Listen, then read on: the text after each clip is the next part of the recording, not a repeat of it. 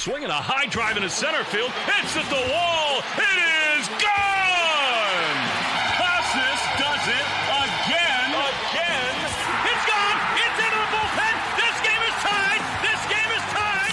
He swings and rips one to center field. It's high, it's deep, it's back, it's gone! Sale winds, he fires.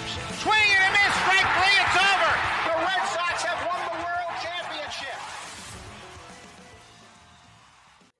What's up? Welcome back to Play Tessie. This is episode 195. This is the official Red Sox podcast of WEI. Before we get going, remember, hit that subscribe button wherever you get your podcasts. Find us on YouTube. We're on the WEI channel. You can find the Play Tessie playlist there. Has all of our episodes in video form. So subscribe to WEI. Hit the thumbs up on the videos. You get the drill. Find us on the socials at Play Tessie on Twitter, Instagram, and TikTok. I'm here with Sammy, here with Pat. It's Gordo here talking to you guys. We are really freaking excited, not just about the sweep, but we got the chance on Saturday before that game got rained out to sit down with Kristian Campbell, star rookie of the Boston Red Sox, a guy who we've gotten to know since starting back at Fenway Fest, but then really getting to know him at spring training. We couldn't quite figure out a time to sit down with him there, but he was super nice and wanted to make time to sit down with us. So we've got an interview with Kristian Campbell, and we're going to talk all about the series, the storylines, everything that has happened with the Red Sox since we last spoke with you guys. There has been a lot that has happened, but I think we just get right into this interview. We'll react a little bit to the interview, and then we'll talk through the series, talk through the storylines afterward. That sound good to you guys? Sweet. Let's do it. All right, let's get into it. This is our interview with Kristian Campbell. We're here with star rookie Kristian Campbell. Kristian, it must be insane to think about the last year. I mean, a year ago, think about it. Last spring training, prospect list didn't even have you in the top 25 Red Sox prospects. You break out in a huge way, minor league player of the year. You make the team out of camp. A few days into the season, you're now here for 10 years. You've got a big extension. How do you put into words what this last year has been like for you? It's really hard to put into words. I don't even think I could put it into words how this last year has been. It's been a lot of developing, though, just getting better each and every day and trusting the process one day at a time and just staying committed to the hard work has been. So let's go back to Texas. Opening day, that first at-bat, you got a tough customer, Nate Eovaldi. He's been around the block, grown man, throws hard. What was that first at-bat like for you? That first at-bat was crazy. The stadium was full of people. Everybody was cheering. He's a great pitcher. I've never faced him before. I couldn't feel the ground either when I was in the batter's box. So there was a lot going on for sure. I was super excited and nervous at the same time. Kind of like yesterday. Nervous for my first time here at Fairway. But it was exciting. I was super happy that I got to face him and get to experience what it's like to be a big league baseball player. Yeah, you got a rare good weather home opener at Fenway as we stand out here in the freezing cold rain for day two. What was that like? What was the home opener like for you? It was crazy. It was the best place to be. It lived up to its expectation for sure. The fans were crazy. They really enjoyed the game. I'm really happy we all did a really good job of contributing yesterday and getting that win. For the home opener, I think I saw a fact that it said we haven't won a home opener since 2020 or something. It's been a minute, yeah. I didn't know that. The day the Titanic sank? Yeah, I didn't know that. So that was really cool to do that. And it was a great game overall. From the first inning, it was off to a good jump. Yeah, so that was really exciting. I'm happy we pulled it out. Don't you love how it starts pouring the very night? We start the interview and it just starts pouring on it. Yeah, we're getting rained on badly right now. So you're on a team full of veterans and good veterans. We know the whole Bregman bought everybody suits down in spring training. What is having good veterans as you're a young guy on the team? What does that mean to you? And then also, has Bregman asked for a reimbursement now that you're a paid man? No, he hasn't asked for a reimbursement. No, he hasn't. But it means a lot to me, to be honest. Coming into Major League Baseball, being the youngest one on the team, I think, is something new to me. If I had the way to describe it, I feel like I'm a freshman on varsity again in high school. That's how I kind of feel. And it's always good to have guys like Bregman and Story and even Ref, some of the guys who have been here for a long time, show you the ways around, show you the do's and don'ts, some of the unwritten rules of just being a professional baseball player. And that's really important to me because I have no idea what I'm doing. I'm nervous, excited. There's a lot of emotions going into it. My family's excited for me. I want to play good, you know what I mean? There's a lot going on. So it's very important for them to be able to talk to me, calm me down, and understand what I'm going through.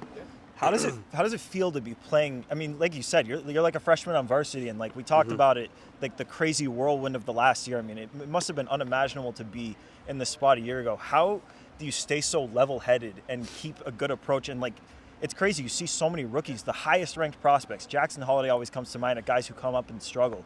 How have you been able to have this much success with all of this craziness happening around you? I feel like just a lot of maturing in college. I had that transition from high school to college to pro baseball, even though I only played in college for a year. That helped me a lot to mature and become the player I am today. It taught me a lot, to be honest. I mean, it is overwhelming sometimes, you know, to come and play in front of a lot of people, but like, it comes with its territory. You know what to expect, and it's a good thing to be able to come out here and play in front of everybody, and everybody be excited to see you. But just that stage I got from, I guess, college, maturing a little bit more before I got into pro baseball, helped me a lot, I feel like. Yeah. All right. One of my favorite things that I've learned about you since the season started is that you don't call your teammates teammates. You call them your friends. Yeah. And I, first of all, I love that. You've been talking about this for like nonstop for 3 days. He won't shut up about He this. loves it. He I loves won't. the friends thing. So I got to know, is it like a conscious thing that you decided, like, I need to, it doesn't feel right to call them teammates, I got to call them friends? Yeah. Or did it just kind of come naturally and it's just what you do? No, I mean, just the way they are, to be honest. It's easy to call them my friends. I'm around them every day. I get to play baseball with them every day. We all love to be out here, and we all have fun doing what we do. No matter what's going on, you know, the highs and lows of baseball can be tough sometimes, but just having your guys next to you to uplift you and tell you it's going to be okay, that means the world to me and to everybody else in the locker room. So, I mean, these are my best friends. They're going to be my friends for as long as they're on the team, for as long as I'm on the team. I mean, just being around them every day, you get to learn so much about them. It's like, you got to be friends with them. You know what I mean? Yeah. Like, those are your best friends. I mean, it doesn't make sense, but yeah. I love that. So you and your friends broke out for the home opener, a new home run celebration, a Wally head of sorts. Give me the backstory behind that. How did that come to be? I had no idea about the Wally head until it came out after the first home run. Crazy. So what was your You're just reaction? like us. I was actually walking on deck when Trev hit that home run. Yeah, I was like, yo, what's going on? And it was a big Wally head, and they put it on Trev, and then next was Willie, obviously, the back-to-back. And I was like, this is crazy. And then the stadium was all yelling and stuff, and I was on deck. I was just like, oh my gosh, I'm finna have to go hit in front of all these people for the first time. Like, I don't know what's gonna happen. Like I said, it felt like Texas pretty much, but it's different being at home, you know? Yeah. Like, this is a crowd I'm gonna be in front of for a long time, and you always wanna do good in front of them. So I'll definitely settle in soon. But it's just you wanna do good, you know, in front of the home crowd, and that's what I'm saying. I'm really happy we did good and won the home opener. Last question for you. This made its round in spring training. Have you ever seen The Town? The Town. Movie The Town. Oh, no. What is it? Oh my, Kristian, you got some catching up to do. The Town? You got 10 years to watch it, so you're good. That's next. Yeah, that's you gotta next watch step. The Town. You got to watch The Town. A heist movie with Ben Affleck, Jeremy Renner, and they rob Fenway. With that synopsis, you're robbing Fenway. You can pick anybody in the organization, 3 people to rob Fenway with, and a getaway driver. Who are you picking and why? 3 people. I gotta pick Chapman, right? I mean, physical, big body. I mean, I feel like I'll use him as a decoy. Everybody would everybody would be looking at attention? him. Yeah, Is he going a to be lot the of attention. sacrificial lamb? Like, Yeah, they he go after might him and be. you Yeah, he go might scot-free? be. Yeah, because I feel like everybody's gonna be paying attention to him. I mean, I look a little bit different, so I would have to cover up pretty good. You know, I gotta cover my hair and everything. Let me see, who else? I gotta take someone that's not expected though, so I gotta take like. So it could be anyone in the organization. Doesn't have to just be a teammate. Anyone in the organization. In the organization. Yeah. Okay. Oh, I gotta go with Nelly Taylor. Do you guys know him? Yeah. That's my guy. That's my roommate since day one. Ever since we got drafted, gotta go with him. And I gotta go with. Let's go, Micah Romero. Okay. Yeah. Why Mikey? It's wise. Super wise. Super wise? Yeah. Yeah. Good head on his head. Good head on his shoulders. And super wise. Lead us in a great direction for sure. And then you get a driver. Who are you picking? The driver. Let's do. Man, that's a tough one, the driver. Let's do. Man, I can't think of one. anybody in the org to drive. I'm gonna go with Sedan. Okay. All right. Sit on. He can drive. He can step on it? Yeah, he can step on it. He can drive. Duran's a good one. Duran's a good one too. He's a car guy. I know that. I would actually pick Duran. I would pick Duran. Yeah. We saw that Duran. clip of the Netflix doc. He fixes Tristan Costa's car hood. That's what I'm saying. He's a car guy. That's there why I you pick go. Duran. Yeah. Duran. Yeah, he would step on it for sure. Good group. All right, Kristian, we really appreciate it, man. In the rain, in the cold, like one of a kind. Yeah, it is Oh, good. pouring. It was like Yeah. drizzling when we started this interview. It is And now coming it's down just right going now. down. It's Right. freezing. It's just a part of being in Boston. You gotta Yeah. get used to it. I can feel a single raindrop going from my back of my head down to like my underwear. And it's the coldest thing I've ever felt in my We life. promise it'll get better maybe by July. Think so? Yeah, maybe. I heard it's If you're supposed to lucky. snow soon. We don't promise. Don't say that. I promise. Don't I'm like say chattering that. up in here. Oh my Snow god. soon. All right, man. Appreciate Thanks, it. Kristian. Yeah, thank you guys. Yeah. All right, big shout out to Kristian Campbell for making the time, and just to take you guys behind the curtain a little bit about how this came together. So this was the day of Kristian Campbell's press conference for his new contract extension. He was there at the ballpark in a full suit with his family. They were all there. So he had all that stuff. He had a whole photo shoot. They were taking him around the concourse and the seats, photo shoot and everything. And then after that, he obviously, you saw him in the doubleheader. He was playing some center field in the first game. He had to go do some outfield work to get ready to play center field for the first time all season. And basically, while he was doing that, we had set up a spot in the dugout because it was raining. So we were going to get a spot in the dugout to sit down. We had the room. It was great. And while he was out there, the medical staff had this big box of whatever, tools and medical whatever. And they put it down basically right where we were going to record. Obviously, is their right to do, and we're obviously going to let them do that. It's their space. But we had to kind of adjust on the fly because maybe a minute after that, Kristian Campbell's running in, and we don't want to keep the guy waiting. And so basically, we had to do the interview. If you're watching on YouTube, you saw it. We were outside the dugout. And when we started, it was raining pretty lightly. It's also pretty cold. But by the end, it was coming down. And he was so nice about it, man. He was so happy to do it. Like, he remains maybe my favorite dude on this team right now because he's just such a nice guy and so easy to root for. Yeah, super generous with his time as well. A lot going on for him that day, and he was still happy to not just do the interview, but chat before and after. So very thankful for Kristian Campbell. Great interview. A lot of things to unpack from it. I hope people enjoy listening to that interview as much as we enjoy conducting it. Yeah, dude, he's just like, we've said it every time he comes up. He's just like the nicest guy, dude. I was like joking around with him before we started, and I was like, we're going to grow old together, dude, over the next decade. And he dead serious was like, dude, I look forward to it. And like patted me on the back. And I'm like, dude, I love you, dude. Just the nicest guy in the world. He's awesome.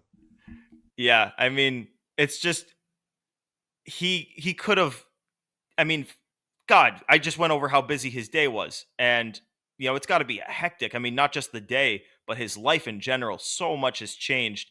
And we kind of talked about it in the interview. Is just what he's so good at is keeping a level head, not getting too high, not getting too low, making sure that whatever's going on off the field doesn't affect what's going on the field. And guess what? All of this stuff soon enough is going to be in the rearview mirror, and he's just going to be able to focus on baseball for the rest of his time here, man. And it's going to be minimum 8 years. It's probably going to be 10 and maybe beyond that. So it's exciting. We had a whole fun day at the ballpark that day, even without a game. We did some radio. We were drenched going to radio. We went straight from the interview to radio. Just water pouring down our hair and faces and chattering. We were freezing, but warmed up in the booth, talked some Sox. Rob had a generational meltdown on a caller, which was awesome. Hogdale called in. That was spectacular. So just a great overall day, even without a game played. I need to make a correction, Gordo. You were freezing. All of us were fine. You guys weren't cold? freezing. The only time I was cold is when we were doing the Kristian Campbell interview itself, because we couldn't move and we were getting drenched. So it just kept getting colder and colder as we were standing out there. But we were in the dugout and covered. It was fine. Also worth noting, Gordo was the only one who pulled the ultimate idiot move by going to his base layers for the interview. Yep. Yeah, So what was that? Why did after you we do that? did the interview, me and Sammy and Joe like shed our jackets, like, oh, wet jackets off. Gordo was wearing a dry jacket over a soaking wet t-shirt or soaking wet shirt. Actually, So Pat, that- let me correct you here. The jacket, I left it in the open by mistake, so the jacket was wet too. Okay, so Gordo was wet and put on more wet when it was 45 degrees outside. So He was you're too right. too fascinated by all the Campbell talk about being friends. Yeah, Oh, the I was guy so is- excited to ask him about that. I was so excited to ask him about that. Guy's always wet when he's at Fenway, you know. Oh, But yeah, no, that was pretty rough. Just during the interview, that was cold, legit. And we were making fun of Gordo the whole time for talking about how cold it was, and then when we got out there and didn't have the shelter and started to get drenched, it was pretty cold. But just Kristian the- Campbell, all the- who's yeah. like from Georgia, didn't seem to care. Whatever, he's built different. It's clear at this point. Yeah, dude's just he's a stud. I'm happy he's gonna be here, and like we're gonna obviously get to do more with him in the future. So just excited for everything that's been coming his way. His family, you know, they're super proud of him, and they should be. So that was just super exciting for us, and we're glad we got to put it out there super quickly for you guys because obviously Kristian Campbell, deservingly so, he's all the rage right now. But let's get into this series, man. It was a good time. We're not like the structure of this pod is not series by series anymore, but these Monday drops are going to end up being like that. And this series was it was great. You had a home opener where, you know, everything kind of came together except for the ninth inning, but it is what it is. Like they still won by 4 runs and it was great. Second game, great comeback win in the ninth inning off one of the best closers in baseball, maybe the future closer of the Boston Red Sox. And the third game was just an absolute onslaught. And the first guy I want to talk about with you guys here is Wilyer Abreu, because this is a guy who all offseason was in, I don't want to say trade rumors. I mean, he was in some trade rumors. There was reports. I know John Morosi was pretty hard on the Wilyer Abreu could get traded. I remember he was talking about the Mariners and such at the time. But it was a lot of fake trades. And to be fair, a lot of them came from us. Like I remember we had the whole Wilyer Abreu and Cutter Crawford are in every trade proposal. But I mean, you look at the stats, league leader in batting average, Wilyer Abreu, 483. League leader in OBP, Wilyer Abreu, 595. League leader in slugging percentage, Wilyer Abreu at 897. League leader in OPS, Wilyer Abreu at 1492. It's this guy and Aaron Judge have been the two best hitters in the league, and now you saw it in the third game. Wilyer Abreu, Gold Glove defender from last year, made one of the best right field throws you're going to see all season to gun down. Was it Brendan Donovan at third? No, it was Lars Nootbaar. Nootbaar, you're right, it was Nootbaar. So I mean, my question to you guys, and I texted you this after the first game. This is before he had 2 more hits and a great throw in the second game. What do we make of this? Like, I don't want to sound like a dickhead here, calling a guy a star only for him to come back down to earth, because we've seen some of these great starts for a week and then the guy comes back down to earth. But like you watch the at bats, we've obviously seen the defense. He's doing it against lefties too. I mean, at what point can we say that, obviously he's not going to hit 483 the whole year, but at what point can we say that this guy is a for real legitimate stud that you can count on to do this for the whole year? Yeah, well, he definitely looks improved, especially against left-handed pitching. That was the big knock on him. It wasn't just 2024 that he didn't hit lefties well. It was most of his minor league career as well. So it was a fair criticism to say, hey, we're not sure that this guy's ever going to be able to adjust to left-handed pitching at the major league level. Looks like he's starting to do that. Against righties, he's crushing them. Like you said, Gordo, the defense, still amazing. That throw on Sunday, oh my God. That was like prime Vlad Guerrero level throw. Just, yeah. Sheesh. As far as to answer your question, when do we buy in? I definitely need to see a little bit more. I think it's fair to say he looks improved, but to what degree? We really don't know yet. It's still been a very, very small sample size. We're less than a month into the season. In maybe May, I think we'll have a better idea. And even then, it's going to be tough. But right now, I guess where I'm at is I'm comfortable saying he certainly looks improved. And it's crazy. Every ailment this guy has, he gets better. He gets sick, loses a ton of weight, gets better. On Sunday, he's got heavy legs. He's got to rest for the first game. Nope, he's pinch hitting. Success, walk off, and then game 2, he plays well with the heavy legs, whatever that is. So, like I was saying on Twitter, maybe Alex Cora is going to like break his wrist or something, and then he'll hit 4 home runs in one game with a broken wrist, something crazy like that. It just seems like there's no stopping Wilyer Abreu right now. I think the big thing too with Wilyer compared to last year, right? Like Wilyer, the defense was never questioned. He literally won a Gold Glove last year. Against righties, he was very good. 825 OPS, hit 266. Against lefties, he hit 180. Like if you even get that up to 230, 220, his batting average is spiking 15, 20. Like that was the only knock on him last year. And granted, he's shown thus far, small sample size, but he has way more power and extra base power this year than compared to last year. But if he can even marginally upgrade against lefties, you're talking about a legit outfielder who is like a centerpiece of a lineup now, which a year ago, we weren't saying that. We were saying platoon outfielder with great defense. Essentially Rob Refsnyder, but younger. And he does it against righties, so he'll get to play in more games. But like, I mean, it's I mean, whether he gets to that point, and I think I'm almost comfortable calling him like a star. I don't know. It feels weird. I'm trying to remember when we started calling Jarren Duran a star last year. I'm trying to remember at what point in time, because I remember we had the ace, what is Tanner Houck an ace conversations last year. I'm trying to remember when I got there with him. With Wilyer, when he came up in the 9th inning, or no, the 10th inning, I'm sorry, of the first game of the doubleheader, it felt like the game was done. And it was, because he put it off the wall. It's just like you expect big things to happen when he steps up to the plate, and they do. And to his credit, it's not just like the balls are falling. It's not even just that he's hitting the ball well. He's putting together professional at bats too. And this, to your point, Pat, it's been against left-handed pitching too. Like he's drawn double-digit pitch walks against lefties. Like that is not something I ever expected that we were going to see from Abreu. And the reason he was in these conversations, these potential like mock trades, the who says no's, is because we thought the Red Sox needed to have an emphasis on right-handed hitting. But and that in part is because of what you want to do against lefties, what you need to be able to do against lefties. If Kristian Campbell is as good as he's looked, if Alex Bregman is a long-term piece here, and obviously he's really good, if Trevor Story continues to hit, and he's looked a lot better, if some of these left-handed hitters hit left-handed pitching, it's so much less urgent to balance out the lineup when your guys actually hit lefties. Mm-hmm. So I'm going to keep seeing what Wilyer Abreu gives us, but for the time being, like I'm at the level where bad things are going to happen for me to fall off of the he's a star label.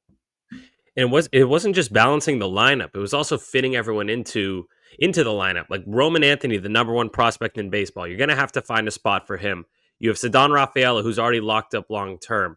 Yoshida now, who's not long term, but he's locked up. What do you do with that guy? And then Duran was a top 10 MVP finisher in 2024. What do you do with him? There's so many spots. Wilyer just always felt like the odd man out.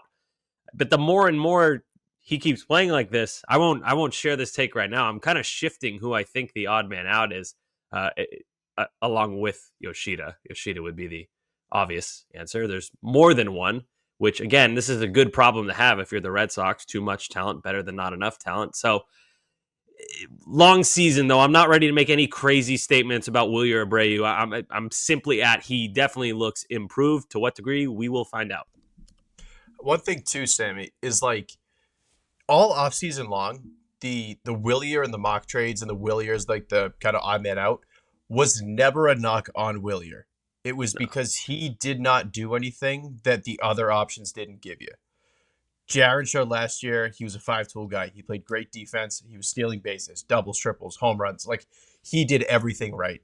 Ceddanne, platinum glove might be in his future. He's that good defensively in center field. And then like it was just once Roman's up, it's the number 1 prospect in baseball. You're not pulling him up to platoon. So at that point, it was Wilyer.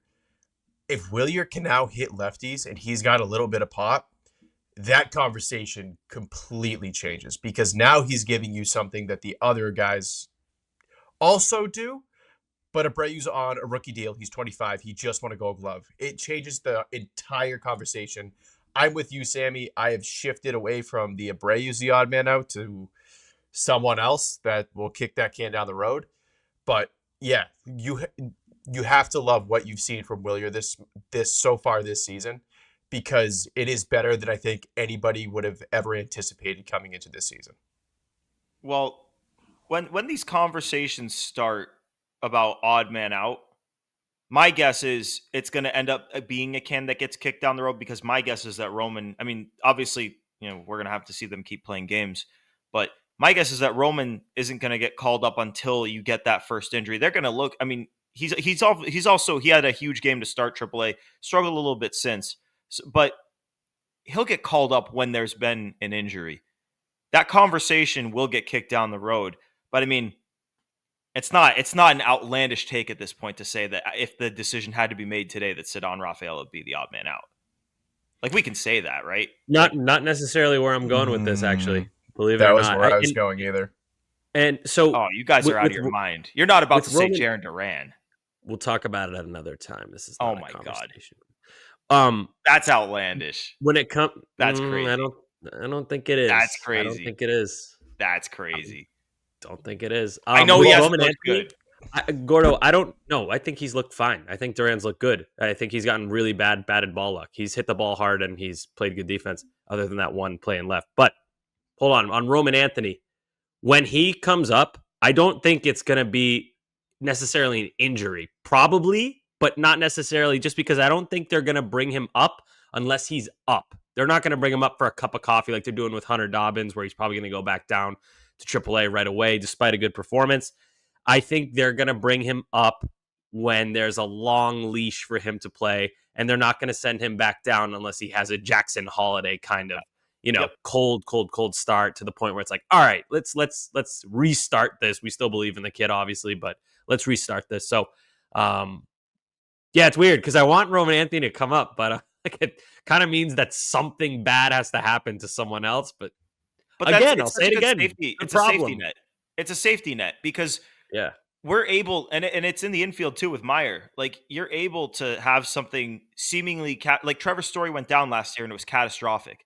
If Trevor Story goes down this year, obviously not good, but you've got that. You've got Meyer down there. If Jarren Duran went down in the outfield right now, it's like, obviously, oh my God, that sucks. But at the same time, you're getting the top prospect in baseball to replace him. It's the same thing as the pitching. Like, you needed a double. There was a doubleheader. They wanted to push Fitz back a day, push everything back a day. They called on Hunter Dobbins, who looked terrific, 14 swing and misses in an MLB debut in 5 innings. Like, it doesn't, like, your safety nets in AAA. We talked about it all offseason, how much better it is than it's been. Mm-hmm. Oh, feels good, doesn't it?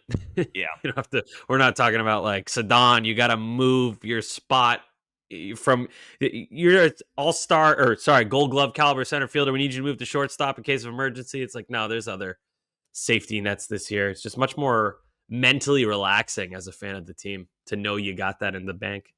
Yeah. And with what we saw the first, I would say 5-6 games, it was basically like Willier and Campbell are kind of carrying the offense. And the take I had at the time was, okay, this is great because obviously guys like Devers, Bregman, Casas, Duran, they're going to get going. And Devers and Bregman definitely have.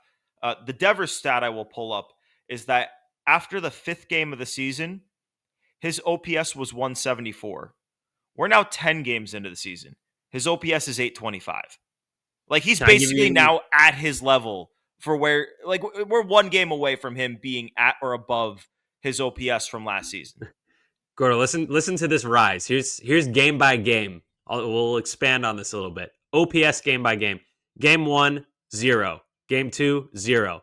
Then it goes 77, 111, 174, 353, 398, 524, 627, 825. He ramped up quickly. He got that one double and then he wasn't looking back. I'm glad we don't have to hear any more of this Devers. What's wrong with him? Crap. No, he's fine. He's good. Yeah. Can you believe it? He didn't magically forget how to hit.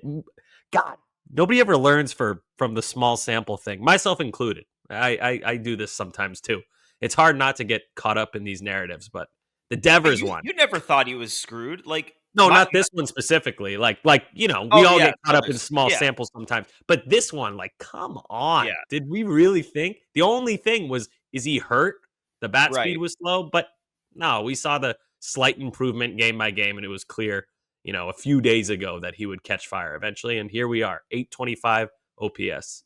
And also, it was never, is he going to get going? It was just a matter of when. And to his credit, I thought it would take a little bit longer just because he had no spring training. And I honestly, I still to this day believe that that's the reason why he got off to such a slow start. So I figured maybe it would be the middle of April, maybe even the 15th to 20th of April that you'd start to see it. But obviously, he just flipped the switch and he's back. He's good to go.